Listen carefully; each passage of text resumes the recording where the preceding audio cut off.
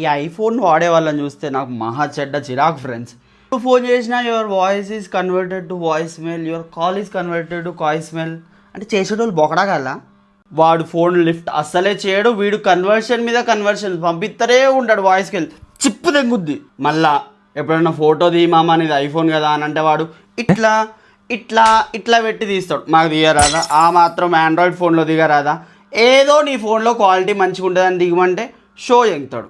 అది కాక పంపించడానికి వాడిని అడుక్కోవాలి. బాబా వాట్సాప్లో పంపి, అక్కడ పంపి, ఇక్కడ పంపి, డాక్యుమెంట్స్లోనే పంపి. ఆ డాక్యుమెంట్స్ యాక్సెస్ డౌన్లోడ్ ఎంత అంటే ఆండ్రాయిడ్లో అది లేదు.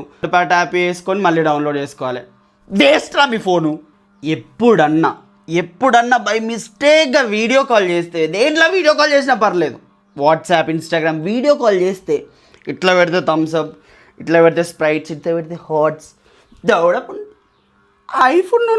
ఐఫోన్ ఉన్నోళ్ళకే వస్తాయా హార్ట్లు, కిడ్నీలు?